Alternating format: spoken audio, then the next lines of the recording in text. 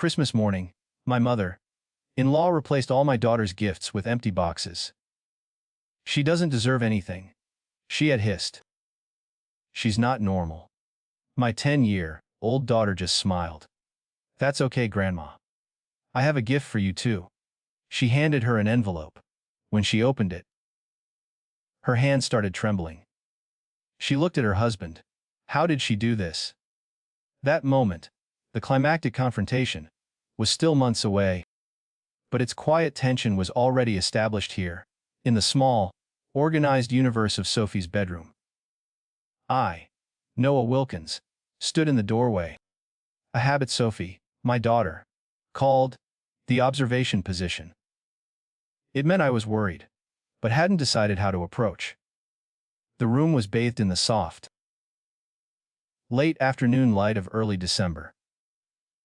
Sophie, now 10 years old, was meticulously arranging her collection of vintage cameras on a shelf. Each lens had to face precisely forward. Each body had to be exactly 3 inches apart. The precision was not merely organizational. It was a fundamental necessity for her. She was humming softly, a low, melodic sound she made when her complex mind was fully engaged. Sophie possessed a mind that worked differently. It was a beautiful, powerful machine, cataloging details, retaining conversations verbatim, and seeing intricate patterns in the chaos that governed everyone else's lives. Her autism spectrum diagnosis had come 5 years prior, shortly after her mother, Laura, died. The doctors called it high functioning, but I always hated the term. Sophie wasn't functioning at anything. She was brilliant, observant, and brutally honest. She simply experienced the world through a different lens than most. "Dad, you are standing in the observation position again," Sophie said without turning around. Her voice was clear and controlled. "That means you want to talk, but you are worried about something. Based on your posture, it appears to be a major holiday social commitment." I couldn't help but smile, stepping into the room. "Just admiring your organization skills, kiddo. They are documentary film, level precise." I walked to her desk, trying to keep my voice even, repressing the low thrum of anxiety. I had to maintain the lee, that everything was manageable, that I was a fortress of calm, and that if I stayed vigilant, I could correct the failure of 5 years ago. "Listen, Grandma Beatatrice and Grandpa Douglas are coming for Christmas this year." Sophie's small hand stilled on a vintage Polaroid camera. That tiny pause, the slight tension across her narrow shoulders, was the only outward sign of distress. "Grandma doesn't like me." "That is not true," I countered immediately, the lie ready on my tongue. Sophie turned, her gray eyes meeting mine. "Perfectly slept. Dad, you taught me that honesty is important. Grandma Beatatrice told me last Easter that I killed her daughter, and that I am not a real person, because my brain doesn't work right. She said it at 2:47 post-meridian, while you were getting drinks from the kitchen. I remember because that is when the grandfather clock chimed. The air left my lungs." The casual, chronological precision of her delivery was what broke me.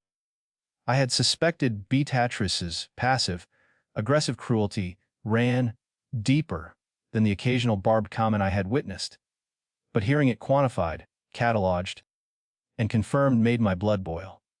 Beatrice Miranda was nothing like Laura. Where my wife had been warm, accepting, and empathetic, her mother was cold, judgmental, and demanding of conformity. She saw Sophie's difference not as uniqueness, but as an indictment. "Why didn't you tell me?" I asked, my voice a quiet, tight register of shame and fury.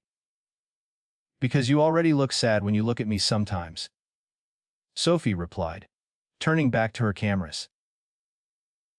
I didn't want to make it worse. She pulled a small voice recorder from her desk drawer. "Besides, I have been documenting it. You taught me that documentation is power. You are a documentary filmmaker. I am following your example. I moved closer. What do you mean? Documenting? I record things, she said simply. Conversations. Dates. Times. I have 17 separate incidents recorded over the past 3 years. Would you like to hear them? I sat beside her, the anxiety replaced by calculated anger. For 5 years since Laura's death, I had lived the lie. I had tried to be both parents. I had tried to be patient with Beatatrice, making excuses for her grief, hoping she would eventually accept Sophie. That patience, I now knew, had been a catastrophic failure. Clip after clip, Beatrice's voice filled the room, sharp, cold, and cutting, calling Sophie broken, defective, God's punishment for Laura's sins. My hands clenched into fists. The force of suppressed rage, a dull ache in my chest. Play the one from last Christmas, I requested, my voice flat, devoid of emotion. Sophie's fingers found the file immediately. Beatrice's voice, raised in a cold whisper, delivered the killing blow. Douglas. Look at her rocking back and forth like an animal. This is what Laura left us with. A defective creature that can't even make eye contact. We should have institutionalized her when we had the chance. Close my eyes. I had been in the next room that day, preparing Christmas dinner. I had had no idea. There is more, Sophie added, not meeting my eye. She talks to Grandpa Douglas about taking me away from you. She says you are not capable of raising me properly, because you work too much. She has been calling people. Lawyers, I think. She mentions custody proceedings in 6 different recordings. The anger in my chest hardened. Beatrice wasn't just a grieving mother, taking out her pain on an innocent child.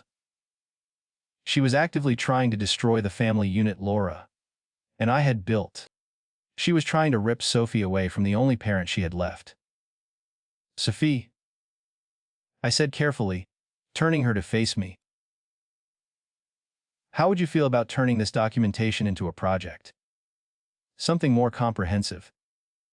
My daughter's eyes lit up, a spark of focused purpose that reminded me painfully of Laura when she was onto a good story. What kind of project? The kind that protects us, I said, the words heavy with conviction. The kind that makes sure Grandma Beatatrice can never hurt you again. The question of what kind of project we would make settled over us like the quiet, calculated calm before a storm. I spent the next hour alone in my editing studio. Surrounded by the hard drives and professional equipment I hadn't seriously touched in years. The memory of Laura was palpable here. Before Sophie was born, we had been a team, chasing extraordinary stories about ordinary people. Her death from an aneurysm, when Sophie was 3, had shut down that chapter of my life. I had retreated to safe corporate work, prioritizing stability over meaning. But this, I realized, was the story that mattered most. Sophie's recordings were damning, yes, but they were raw data. I needed context, evidence, a narrative that would make Beatrice's cruelty undeniable in a courtroom, not just devastating in a living room. I needed to move past the lie that patience would fix this. True protection required confrontation, and my tool was the truth. My first move was to try to understand the enemy's perimeter. I called Douglas Miranda, my father-in-law. His number was still saved under Douglas, Laura's dad. The phone rang 8 times before he answered, his voice sounding brittle and exhausted over the line. Lawrence, I don't know what you want me to say. I want you to tell me what Beatrice is planning, I said, keeping my voice level, professional. Sophie told me, she's mentioning lawyers. A long silence stretched between us, filled only by the muffled sounds of Douglas's television. Beatatrice has been difficult since we lost Laura, he finally admitted, falling into the familiar pattern of excuse making that had enabled his wife for decades. She fixates on things. Right now, she's convinced Sophie needs a different environment. A different environment, I pressed. You mean away from me? Yes, he whispered. The sound of that single word, confirmation of the custody threat, slammed into my chest. She's contacted a family lawyer. She's building a case that you're neglectful. Working long hours, leaving Sophie with babysitters, exposing her to unconventional ideas. She is going to petition for grandparents' rights. I stood up, pushing back from my desk. The lie that I was an adequate father felt like a suffocating blanket. Sophie is happy, healthy, and thriving, I insisted, though I was speaking more to the ghost of my doubt than to Douglas. Any judge would see that. I know. I have tried to tell her, but Beatrice doesn't listen to me. She never has. He paused, and a sliver of genuine sincerity cut through his wariness. I am sorry, Lawrence. For what it is worth, I think you are a wonderful father, and Sophie is a remarkable child. Laura would be proud. I hung up the phone and looked at the framed photo on my desk. Laura, holding baby Sophie, both of them laughing. They were a team.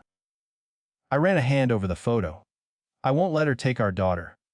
I promised the image. Not now. Not ever. Sophie appeared in the doorway, her small tablet held carefully in both hands. Dad, I found something. Grandma Beatatrice posted on her social media page about praying for guidance, about a difficult family situation. Her friends from church are commenting. I looked at the screen. The language was vague but ominous. Pray for my family as we navigate this challenging time for our sweet granddaughter. What kind of narrative is she building? I asked, analyzing the post through the lens of a filmmaker constructing a story. That you are the unfit parent, and that I am suffering. Sophie's voice remained emotionless, but her shoulders were slightly tense. That she is a concerned grandmother trying to help. She is creating a public record of concern. It is strategic. I looked at her, amazed once again by her perception, her ability to cut through the social niceties and identify the underlying structure of manipulation. The child Beatrice called defective was running circles around her. You are right. I conceded. It is strategic. Sophie sat down in Laura's old editing chair, the one I could never bring myself to move. So, we need to be more strategic, she said. I have an idea about Christmas. I leaned forward, completely engaged. I was no longer an observer. I was her collaborator. I'm listening. Grandma thinks I don't understand social games because I am autistic, Sophie explained. She thinks I don't notice things, don't remember things, and don't feel things. We should let her keep thinking that. And then we should show her exactly how wrong she is. A slow, cold smile spread across my face. Sophie might think differently than most, but she thought brilliantly. We had been focused on defense. She was proposing an aggressive counter move. This wasn't just about defending ourselves. It was about ending the cruelty permanently.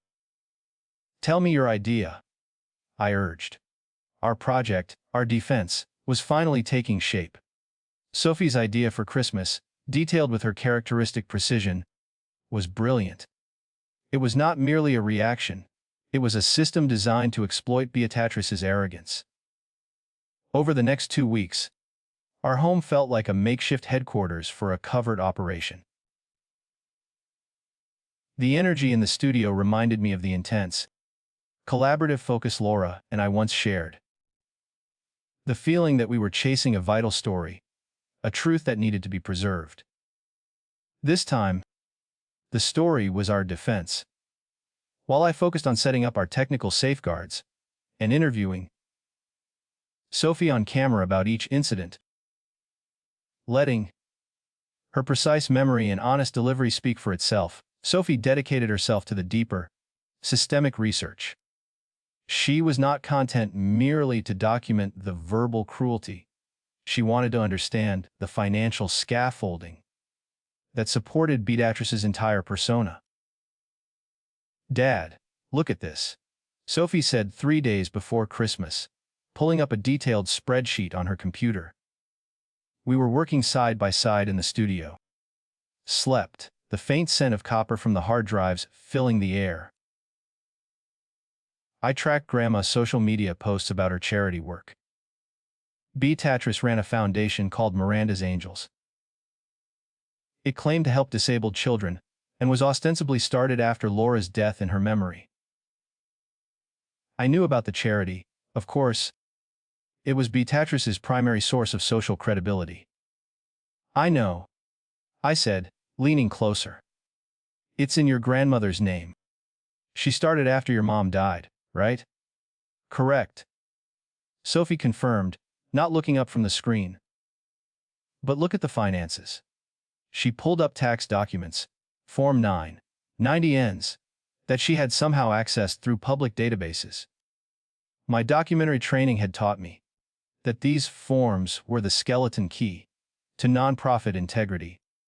But I had never suspected Beatrice would be sloppy enough to expose herself here. The foundation takes in about $200,000 a year in donations, Sophie analyzed, pointing to a column of figures. But it only distributes about $30,000 to actual programs. The rest goes to administrative costs. I frowned, scrutinizing the line items. $200,000 in, $30,000 out. It was shockingly inefficient, even for a small operation. And alarm bells began to sound in my professional mind. "How did you get these, Sophie?" "They are public records," she replied, as if the answer were utterly obvious. Anyone can access them if they know the correct search parameters." She pulled up another set of documents that contained the Foundation's officer salaries and disbursements. But here is the interesting part. The Foundation pays Grandma Beatrice a salary of $85,000 a year as executive director. Grandpa Douglas gets $40,000 as treasurer. The rest goes to office expenses, travel, and conferences. My gaze drifted to the line item for office address. It was Beatrice and Douglas's residential address. "But, Dad, there is no office," Sophie said, her voice devoid of emotion, yet ringing with accusation. I checked the address. It is their house. And the conferences she attends. Look at the locations. I scanned the list Sophie had compiled. Paris, Rome, Bali, Tokyo. These were not the locations of disability advocacy workshops, they were the itinerary of a high-end socialite. She is using a charity for disabled children to fund her lifestyle. Sophie finished, her analysis devastating in its simplicity. She talks about how tragic it is that kids like me exist, and then she profits from it. That is why she posts about me on social media. I am her inspiration story. The broken granddaughter that motivates her charitable work. I sat back, stunned into silence. I had known Beatrice was cruel, but this was systematic exploitation. This wasn't grief. It was calculated greed hidden beneath a moral veneer. "Sophie," I breathed out. "This is fraud. Or at least profoundly unethical," she corrected, ever the analyst. "The Foundation may be legitimate, but she is using it incorrectly. Slept. And she has built her entire social reputation on being an advocate for disabled children, while calling her own granddaughter defective in private." I felt a surge of pride and cold fury. My daughter, the child Beatrice deemed worthless, had exposed the core lie of the woman's life. Beatrice had fatally underestimated Sophie, assuming that because her brain worked differently, it worked worse. She hadn't accounted for the power of superior pattern recognition and documentation. Can you document all of this? Already did, Sophie said. I have a complete analysis with source documents. Want to see? I reviewed her work. It was detailed, thorough, and utterly damning. It confirmed my truth. We were no longer just defending ourselves. We were fighting for justice. We are going to need one more thing, I said slowly, tapping the desk. We need her to reveal herself completely on camera, in a way she cannot deny or explain away. Sophie nodded, the spark in her eyes blazing. That is where the empty boxes come in. I have an idea, but you are not going to like it. Tell me anyway. We'll let her do something really bad. Sophie replied, her voice calm and analytical. Something undeniable. We give her the opportunity to show everyone exactly who she is. My protective instinct, the ghost of failure, screamed against deliberately exposing her to more cruelty. But Sophie was right. The only way to end this permanently was to lure Beatatrice into a position where her true nature could not be excused as grief or misunderstanding. Okay, I agreed finally, my voice thick with resolve. But we do it my way, with professional safeguards. And the moment it goes too far, you stop it. I know, Sophie said, giving me a small, rare smile. Dad, I am not scared of Grandma. I used to be. But now I understand her. She is just a person who needs to feel superior to feel happy. And people like that make mistakes when they think they are winning. I pulled her into a hug, which she tolerated for a full 20 seconds. A new personal record. Let's finish the preparations, I said. Christmas is in 3 days, and your grandmother has no idea what is coming.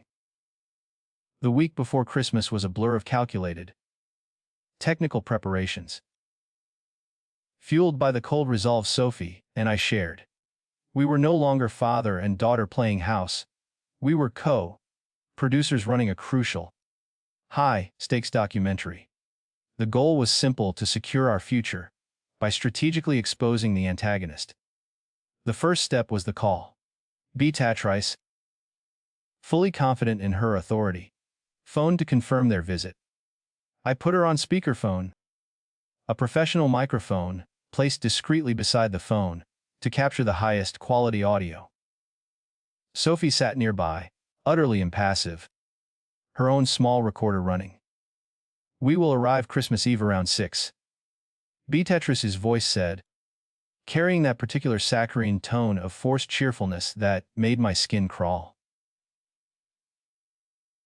I am bringing Sophie some special gifts this year. Things to help her develop better social skills. That is very thoughtful, I replied neutrally, trying to keep my voice flat, unreadable. Yes. Well, someone needs to take an interest in her development. Douglas and I have been discussing it extensively. The child needs structure, discipline, perhaps more intensive therapy. She paused, letting the implication hang in the air. Slept.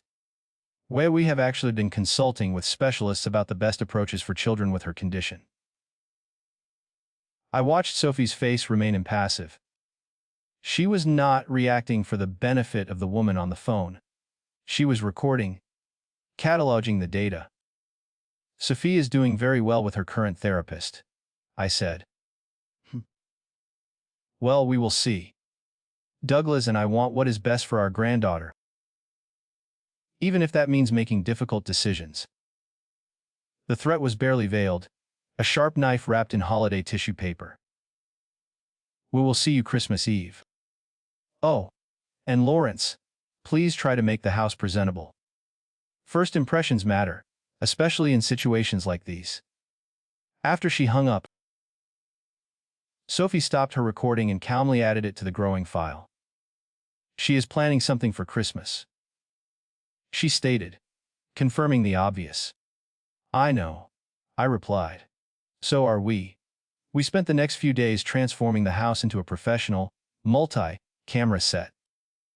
I reviewed all of Sophie's audio recordings again, organizing them chronologically, adding legal context and documentation of her medical records, report cards, and therapy progress notes, all solid evidence of a thriving child. The technical setup was paramount. I installed hidden, high-definition cameras in the living room, focused on the area near the fireplace and the Christmas tree. Slept. Audio recorders were placed strategically in furniture, ensuring that no words spoken in the room would be missed. My professional expertise was now dedicated to filming the most important story of my life. The centerpiece of the entire strategy, however, was psychological, and it came from Sophie. She had wrapped 6 empty boxes in brightly colored, festive paper and placed them under the tree with her name on them. They were indistinguishable from any other present. The real gifts, a vintage Hasselblad camera and a telescope, were locked away in my closet. "Are you absolutely sure about this part?" I asked Sophie the night before Christmas Eve. My protective instinct, my deep-seated lie that I could shield her, slept, screamed at me. I could not stand the thought of subjecting her to more cruelty, even if it was orchestrated. I was facing my personal ghost, the failure to keep Laura safe, which translated into an almost paralyzing fear of failing to keep Sophie safe now. "I am sure," Sophie replied, looking at the neatly stacked, empty boxes. "We need the undeniable evidence, Dad. The recordings only captured the private cruelty. We need the public cruelty. If she thinks she is winning, she will let her guard down completely. She needs to show the world why she cannot be trusted. But letting her think she has won, watching her hurt you again." Sophie turned to me, her gray eyes clear and utterly resolute. "I have been handling her for years. I am fine. This time, the whole world will see the data." She put her hand on my arm. "You said the moment it goes too far, you will stop it." I promised. I affirmed. "Then trust me," she said, a rare, small smile breaking her concentration. "I am not scared of Grandma. She is predictable. She wants to feel superior. We are just giving her the stage to perform exactly as her pattern dictates." Her calmness was my anchor. She was right. The child Beatatrice had labeled broken and defective was now orchestrating her systematic takedown. It was a perfect piece of analytical strategy. "Okay," I agreed, checking the cameras one last time. "Let us finish the preparations. We are ready." Christmas Eve arrived with a blanket of fresh snow and the scent of pine from the perfectly decorated tree. The house looked warm, inviting, and utterly harmless. Underneath the festive wrapping and the soft glow of the lights, the high-definition cameras were already recording. The trap was set. At exactly 6 o'clock, the doorbell rang. The doorbell rang at exactly 6 o'clock. Douglas stood on the porch holding a poinsettia, his kind face weathered by years of deference and quiet resignation.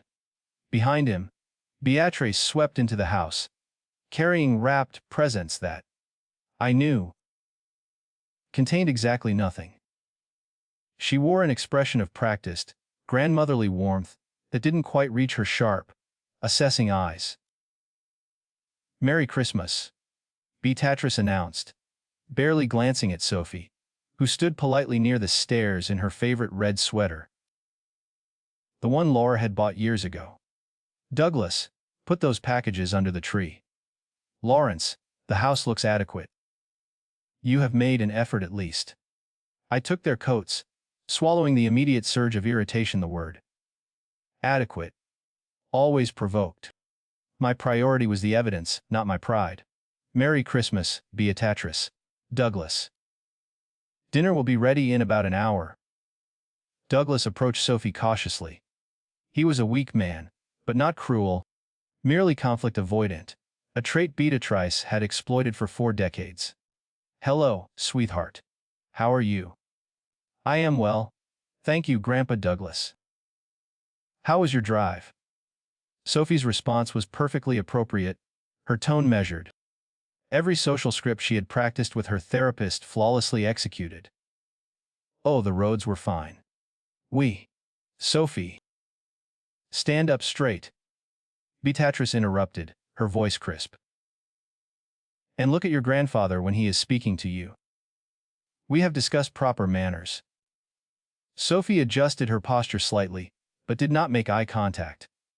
Her autism made direct, sustained eye contact physically difficult, almost painful. I watched Beatrice's lips thin with disapproval, registering the tiny flicker of triumphant irritation. The cameras were recording everything. Let her talk. The evening proceeded with a tense, brittle civility. Douglas made genuine attempts at conversation, asking Sophie about her vintage camera obsession and her latest astronomy research. Beatrice maintained her false facade of interest, while systematically injecting small, cutting remarks. "She's still doing that odd humming thing," Beatrice commented to Douglas, as if Sophie were invisible. "So disconcerting." "I find it soothing," Douglas whispered, a rare flash of defiance. "Laura used to hum the same way when she was concentrating." Beatrice's expression hardened. Laura was normal. "This child is nothing like my daughter." I gripped my wine glass tighter, feeling the raw, protective urge to intervene, to scream at her to leave my daughter alone. But I had promised Sophie. I had to maintain my control and allow the scene to develop, exactly as my daughter had predicted. Beatrice needed the stage. After dinner, we settled in the living room. The Christmas tree lights cast a deceptive, warm glow over the carefully planted, empty boxes beneath it. Sophie sat cross-legged on the floor, arranging cookies on a plate with her characteristic precision. A perfect picture of an innocent child. "Well," Beatrice said, setting down her coffee cup with a sharp click. "Should we open presents? I am particularly excited about what we brought for Sophie this year." Her smile was predatory. It was showtime. "Christmas morning is traditional in this house," I insisted, trying one last time to enforce a boundary, knowing it would fail. "We open them tomorrow." "Nonsense. We are here now. Besides, I would like to see Sophie's reaction to her gifts." Beatrice stood and walked to the tree, immediately pulling out the brightly wrapped empty boxes marked with Sophie's name. She was prioritizing the humiliation. Douglas shifted uncomfortably beside her. "Beatrice, maybe we should wait." "Douglas, please." Beatrice dismissed him with a glance and returned to her chair. "Here we are. Sophie dear. Come open your presents from Grandma." Sophie looked at me. I gave her a small, almost imperceptible nod. She approached the tree with her precise movements, sitting down in front of the pile of her boxes. Beatrice settled back into her chair, her face eager, her motivation finally unmasked as purely malicious. "Go ahead, dear. Open them." Sophie carefully unwrapped the first box, her movements methodical and neat. She removed the paper, opened the box, and looked inside at nothing. No reaction crossed her face. She set it aside and reached for the second box. "What is it, Sophie?" Beatrice asked, her voice dripping with false sweetness. "What did Grandma get you?" Sophie opened the second box. Empty. Then the third, fourth, fifth, sixth. All empty. She lined them up in a neat row, arranging them by size, her face serene and untroubled. I felt my hands clench into tight fists under the couch cushion. Every instinct screamed at me to throw Beatrice out of my house. This was the moment of failure, the moment where I exposed my daughter to unnecessary pain. But the plan was still in motion. I held my breath. Sophie? Beatatrice said, leaning forward, her face beginning to tighten with frustration. Don't you have anything to say? Aren't you disappointed? Sophie looked up at her grandmother, her gray eyes clear and direct. Why would I be disappointed, Grandma? The stage was set. Beatrice was about to deliver the final line that would condemn her. Why would I be disappointed, Grandma? Sophie tilted her head, appearing to consider the question with intense focus. Beatrice's carefully constructed composure faltered, replaced by a flicker of confusion and rage. She had expected tears, anger, the messy emotional outpouring of a 10-year-old. She had expected victory. Because there's nothing in the boxes, you silly girl. Beatrice said, her voice sharp with frustrated control. Don't you understand? There are no presents for you. I understand, Sophie said calmly, sitting perfectly still in front of the neat row of 6 empty boxes. And how does that make you feel? Beatrice demanded, leaning further forward, eager for the payoff, the justification for her malice. Sophie met her grandmother's gaze, her gray eyes clear and utterly analytical. Slept. I feel that this is consistent with your previous behavior patterns. You have told me 17 times over the past 3 years that I do not deserve nice things because I am not normal. This is you demonstrating that belief through action. It is actually very predictable. The precision of the analysis, the total lack of emotional response, was the critical failure in Beatrice's plan. Her carefully orchestrated cruelty had met only logic. Her face hardened, the last vestiges of the grandmotherly facade cracking. How dare you speak to me like that? She hissed, standing up abruptly. You ungrateful, broken little. Beatrice? Douglas said sharply, finally jolting from his miserable silence. That is enough. No, it is not enough. Beatrice was beyond stopping. She had been insulted by a child's superior intellect, and years of carefully controlled venom poured out in a torrent. This is exactly what I have been talking about. Douglas! Look at her. No emotion, no tears. Just sitting there like a robot analyzing everything. She's not normal. She's not right. And Lawrence is raising her to be even worse, filling her head with his liberal ideas about acceptance and diversity. This child needs discipline, structure, intensive treatment. She needs to be somewhere that can handle her properly. This was the public cruelty we needed. The hidden cameras were capturing every syllable, every tremor of her rage. This was the raw, unscripted truth of her ableism.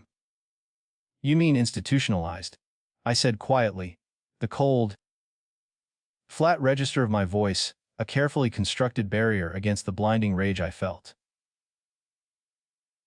I was facing my ghost now, the urge to abandon the plan, to throw her out, to scream, thereby destroying the evidence and giving her lawyer an immediate defense. My emotional instability. I could not fail Sophie again. I had to let her speak her final condemnation. That's what you want, isn't it? You want Sophie locked away somewhere you never have to see her. I want her to get proper help.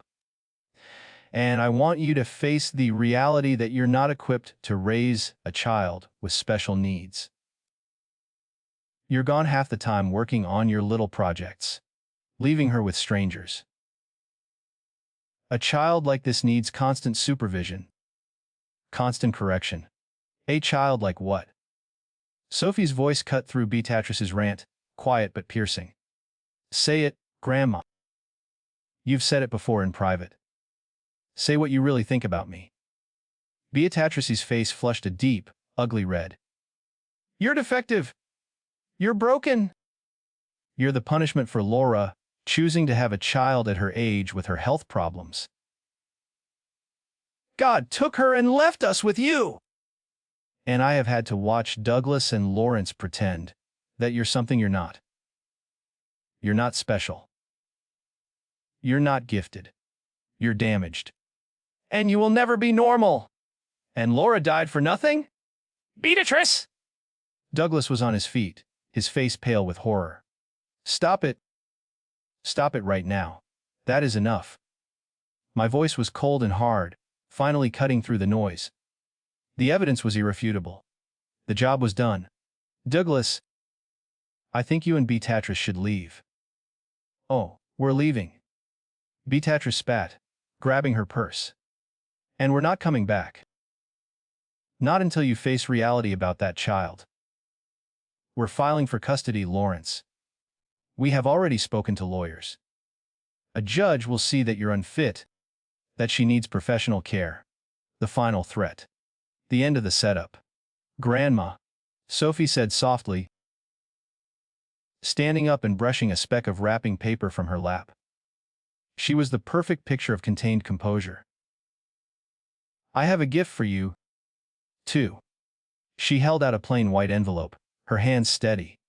Beatrice looked at it suspiciously. What is this? It's a Christmas present from me, Sophie said. You should open it. Beatrice snatched the envelope and tore it open, pulling out a USB drive and a single sheet of printed paper. As she scanned the document, the color drained from her face. Her hands began to tremble violently. Beatrice stared at the letter, her face a mask of stricken disbelief. She clutched the single sheet of paper. The USB drive nestled in the fold. Her triumph, which had peaked only moments before, had been inverted with surgical precision. How did she? This is impossible, she whispered, looking desperately at Douglas.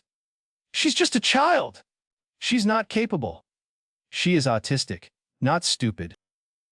Beatrice, Douglas said quietly. He took 2 firm steps, moving to stand beside Sophie, placing a protective hand on her small shoulder. It was a gesture of solidarity, of betrayal, and of profound relief. I had never seen him look so steady, so resolved. And you have underestimated her for the last time. You knew about this. Beatrice turned on her husband, her voice rising to a frantic pitch. You helped her. I did not know the specifics. Douglas admitted, his voice gaining strength. But yes, I knew Lawrence and Sophie were documenting your behavior, and I told them I would not stand in their way. What you did tonight, Beatrice, replacing a child's Christmas presents with empty boxes, that is evil. That is not grief. That is not concern. That is cruelty for cruelty's sake. She's not really a child, Douglas. She doesn't feel things like normal children. Beatrice cried, retreating to her final, most destructive lie. Stop. Sophie's voice, quiet but firm, cut through the tension. She wiped a tear that had escaped. Her movement precise and controlled, but tears were streaming down her face now. The mask was breaking, but the logic remained. I feel everything. Grandma. Sophie continued, her voice trembling slightly, yet maintaining a deliberate cadence. I just do not show it the way you expect. When you say I am broken, I feel sad. When you tell me I killed my mother, I feel guilty, even though I know it is not true. When you give me empty boxes, I feel hurt. I felt all of it, every single time. I moved to her side, aching to hold her, but sensing this moment belonged entirely to her. She needed to deliver her truth. But what you never understood is that feeling things and showing things are different. Sophie concluded. And being autistic does not mean I cannot document, analyze, and respond to patterns of abuse. It actually makes me better at it. I remember everything. Grandma. Every word, every date, every time you told me I was not worth loving. I placed my hand gently on Sophie's back. I think you should leave now. Beatrice, I said, my voice heavy with finality. And if you attempt to file for custody, we will present all of this evidence to the court. If you contact us again, we will seek a restraining order. If you continue to run Miranda's Angels the way you have been, the IRS will investigate based on Sophie's findings. It is your choice. Beatrice stood frozen, the letter clutched in her shaking hands.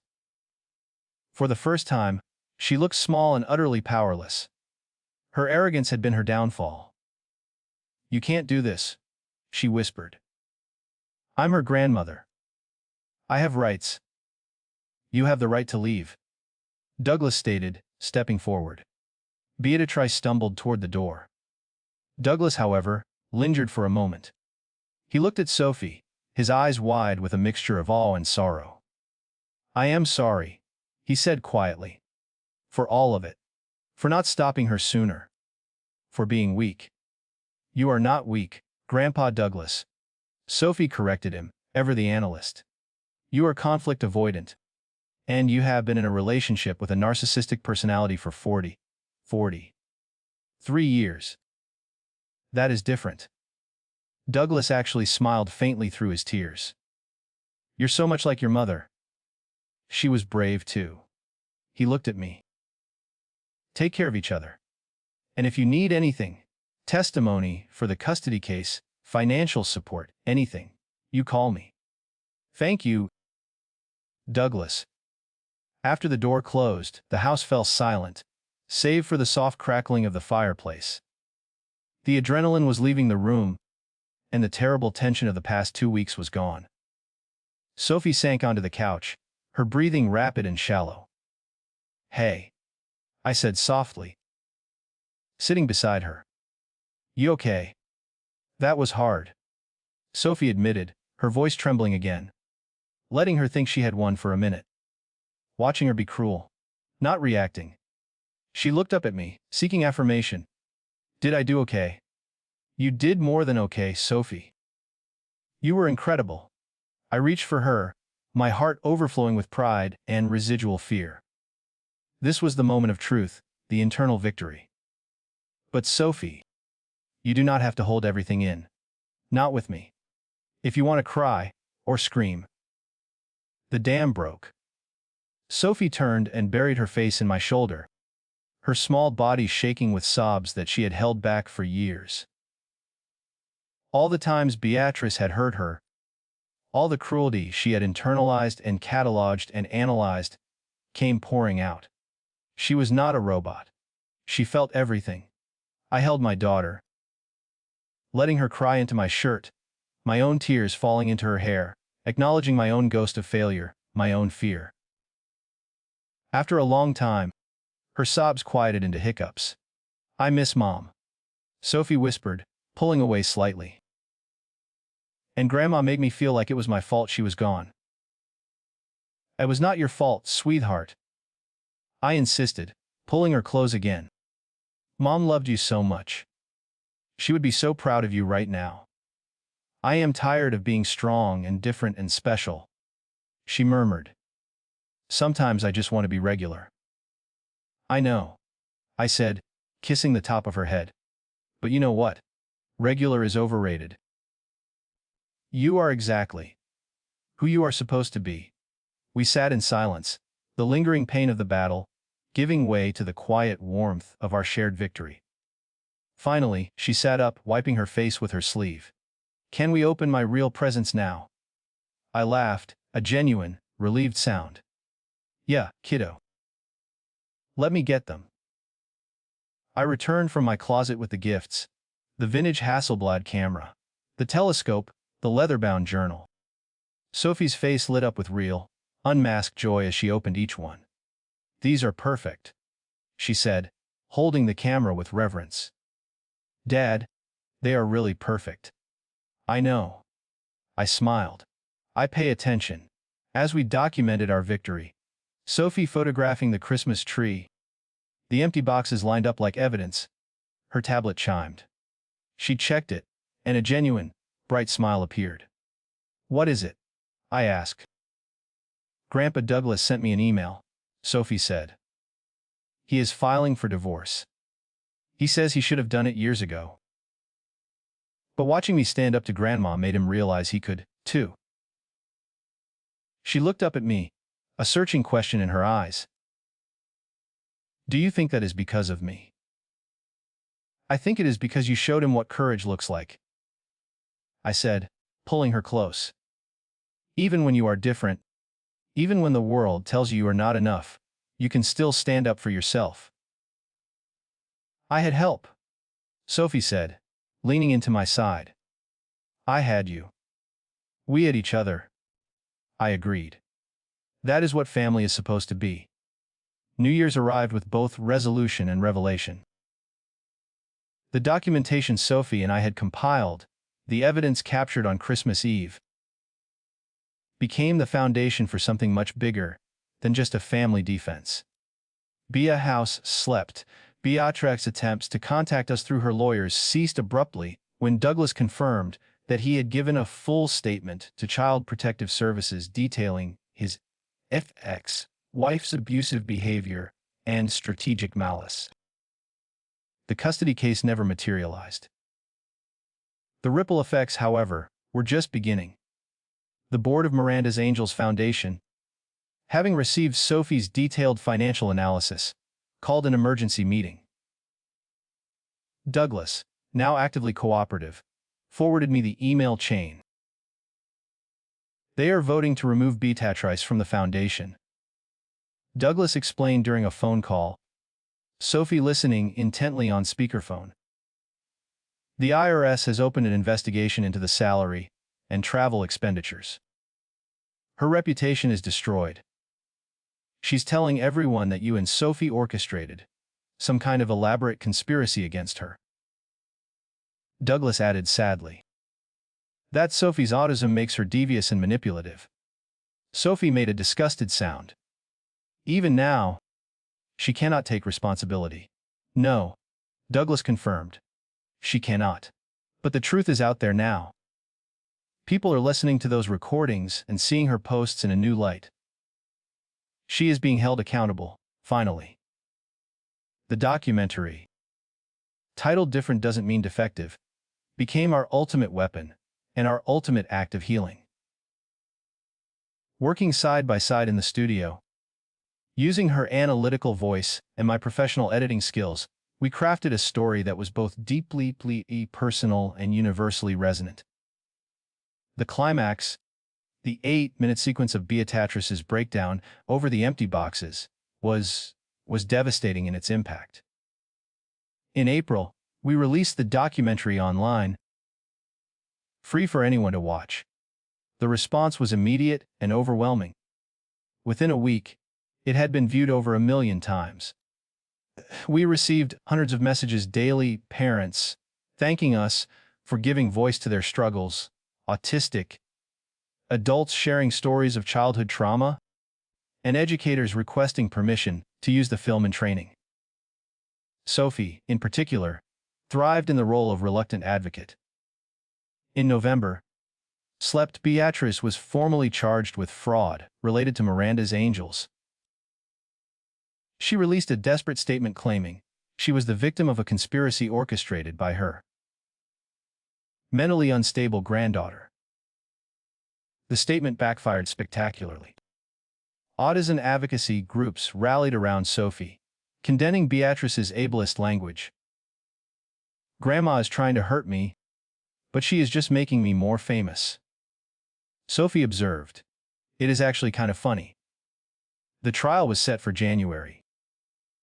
Douglas testified about the years of financial irregularities and Beatrice's stated belief that the foundation was simply compensation for having to tolerate Sophie's existence. It was damning and specific. The jury deliberated for less than 4 hours. Beatrice was found guilty on multiple counts of fraud and sentenced to 18 months in prison plus restitution. Outside the courthouse, Sophie delivered a statement she had prepared. "I did not do this for revenge. I did it because documentation and truth are powerful tools against abuse. My grandmother taught me that being different is something to be ashamed of. But I learned that being different can also mean being strong enough to stand up to people who hurt you." I hope other kids see this and know they are not alone.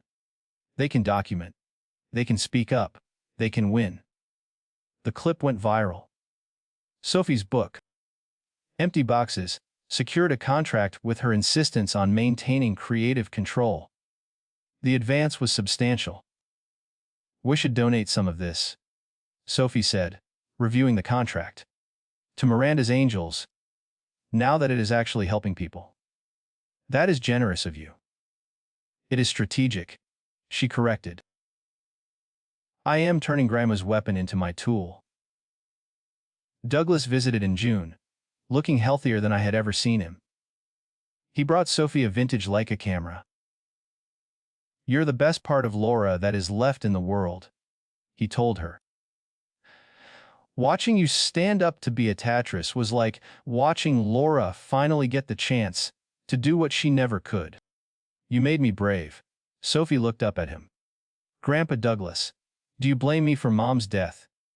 "God, no, sweetheart. Never." Douglas pulled her into a hug. "You are not broken. You are brave." On the following Christmas Eve, the second in our new reality, Douglas came over. We had dinner together, the three of us, sharing stories and building new traditions. This time, all the presents under the tree were real, thoughtful, and wrapped with care. "Next year," Sophie said later that night, as we sat by the fire, "I want to invite other kids. Kids from the documentary. Kids who do not have good family situations. I want to make Christmas about community and kindness instead of obligation and cruelty." "That is a beautiful idea," I said. "It is logical," she corrected, smiling. "Christmas should be about building people up, not tearing them down." Grandma got that backwards. Sophie pulled out a wrap box from behind the tree. "I got you something." Inside was a framed photograph. One Sophie had taken on the night of the confrontation. It showed me sitting in my editing studio, Laura's photo on my desk, my face illuminated by the monitor as I worked. The caption, in Sophie's precise handwriting, read, "The moment I knew we would win." I pulled her into a hug. This time, she did not pull away. "We did it," I whispered. "We won." "We did," Sophie agreed. "But Dad, this is not just about beating Grandma. It is about proving that different is not defective. That families like ours, unconventional, neurodivergent, imperfect, are still families. That is the real victory." I looked at my daughter, this extraordinary child who turned cruelty into advocacy, pain into purpose, and emptiness into power. She was right. The real victory was Sophie knowing her worth, understanding that she was not broken but strong. "Merry Christmas, Sophie," I said. "Merry Christmas, Dad." We sat together in the glow of the Christmas tree, surrounded by real presents and genuine love, knowing that no empty box could ever diminish what we had built together.